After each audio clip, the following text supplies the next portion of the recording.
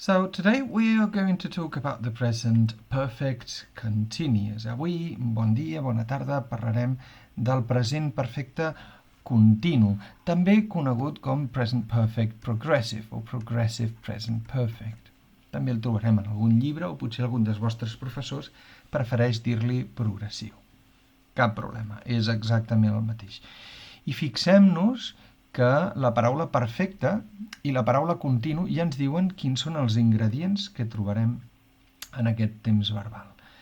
Com que té la paraula perfecta, sabrem que tindrà dos ingredients. Un tindrà el verb have en algun lloc, have o has, no had, no tampoc will have, perquè, si veieu, és present. Com que és present, només podem tenir el present del verb have. I la segona cosa que ens demanarà és un past participle, un participi de passat. I com que segurament heu arribat aquí després de veure el vídeo del present perfect simple, doncs recordareu fàcilment que això vol dir que el participi de passat acaba en ed en els verbs que segueixen la norma i els que no segueixen la norma, doncs no tens més remei que prendre la tercera columna. Val? Això és el que ens diu la paraula perfect. Ara anem a veure què és el que ens diu la paraula continuous. Val? La paraula continuous també ens donarà two pieces of information, dues informacions. The first piece of information is that we're going to find the verb to be somewhere. D'alguna manera el trobarem. En quina forma? Ja ho veurem. Podria ser am, podria ser is, podria ser are, podria ser was, were, been o been, que és la, curiosament, tercera columna. I l'altra cosa que ens trobarem, obligatòriament, quan tenim un continu, és un gerundi, un ing, que no hauria de ser cap problema. Anem a fer un exemple d'afirmativa i veurem que és molt senzill, molt, increïblement senzill. Anem a dir que hem estat treballant, així que direm I have been working. Això seria una frase en present perfecte progressiu o continu. Recordeu que en present perfecte simple seria I have worked. Però diguem-ne que el present perfecte continu millora o complementa o el fa més eficaç perquè ja veurem que ens afegeix un significat una miqueta especial. So the present perfect simple is I have worked, but the present perfect continuous is a little bit more complete. It enhances the meaning of the present perfect by adding some extra meaning that we will shortly see. I perquè no digueu que tot és amb I, anem a fer un exemple amb she. She has been studying, per exemple, studying.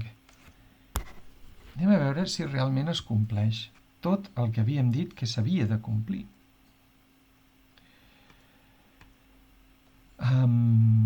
Vegem. Tenim el verb have, aquí el tenim, i aquí també el tenim. Tenim un participi de passat, sí, en el verb to be. Been, been. Ara anem al continu. Tenim el verb to be, sí, el tenim aquí. En quina forma? En el participi de passat.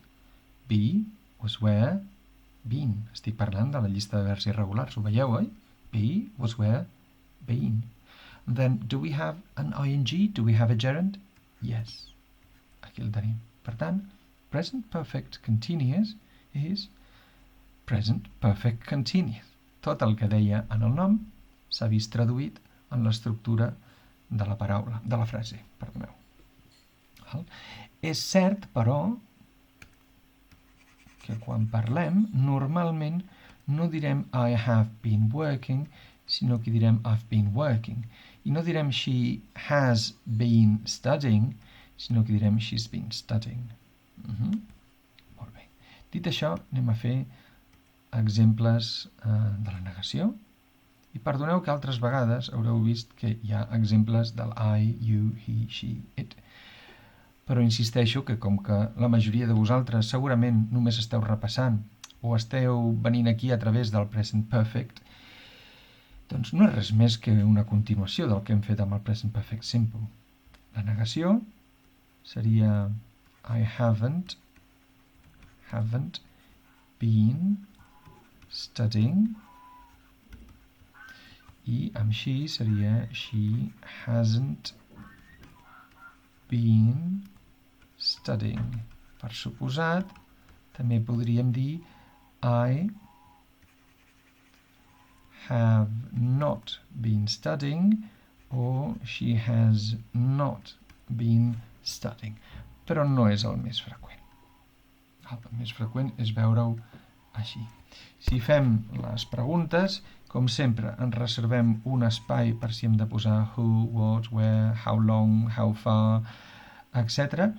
I després trobarem que és have I, sempre el canvi, no?, d'ordre.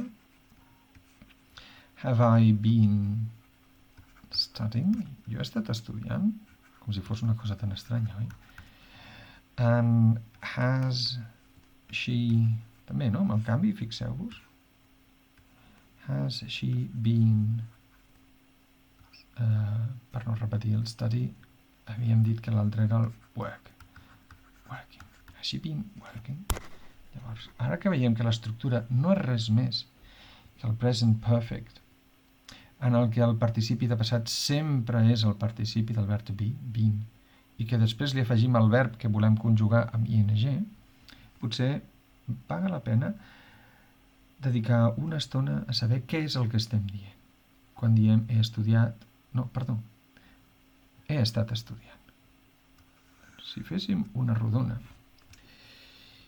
i poséssim la frase I have studied, que és una frase en present perfect simple, perquè no hi ha res més, el 100% de la informació, quina seria?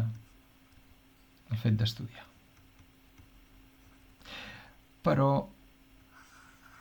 si diem la frase I have been studying, i veureu que normalment va acompanyada d'aquí d'una referència temporal. Ara no la poso. Doncs potser estareu d'acord amb mi que un 25% del significat segueix sent el fet de que has estudiat. Però un 75% del significat d'aquesta frase és la duració que t'hi has estat una estona, time. Compareu. I have studied, he estudiat. I have been studying, he estat estudiant. I com us deia, normalment, si heu d'escollir entre present perfect i present perfect continuous, si heu d'expressar alguna cosa, i voleu recalcar l'estona o el temps que heu estat fent allò, jo us diria que utilitzeu un present perfect continuous i no us quedeu aquí, sinó que aquí, on diu I have been studying, m'especifiqueu quanta estona heu estat estudiant. I aquí trobareu que és molt útil dues paraules que ja coneixeu. For and since. I have been studying for 3 hours. He estudiat 3 hores, o millor, porto estudiant 3 hores. O I have been studying since 5 p.m. He estat estudiant des de les 5, o millor, porto estudiant des de les 5. Insisteixo, si teniu el dubte en el moment en què voleu expressar-vos d'utilitzar un present perfect, I have studied, o un present perfect continuous, pregunteu-vos si el que voleu emfatitzar és l'estona que hi heu estat dedicant. Si és així, I have been studying. I, sobretot, no ens oblidem d'especificar-ho. Moltes vegades, en exercicis d'aquella mena repetitius que tenen els llibres d'anglès, que no serveixen de gaire, però en aquells que són tan repetitius, sovint la pista, la clau per saber si és un present perfect o un present perfect continuous és que després ens apareixerà un for i un since on clarament sortirà tota l'estona que heu estat fent aquella cosa. Llavors és descarat. That you need the present perfect continuous. No sé si hauríem d'afegir alguna cosa més. Potser sí que podríem dir, per finalitzar, de que si voleu utilitzar I have been studying since, però en comptes de dir una hora concreta, voleu dir una acció, una frase, aquella segona frase anirà sempre en passat simple. Us poso un exemple. El posaré aquí. I ara veureu què és el que vull dir. I have been studying since des de les 3, posem, no? Però no voleu dir les 3, sinó des de que he arribat de l'escola. Doncs llavors podríeu dir since I came back from school.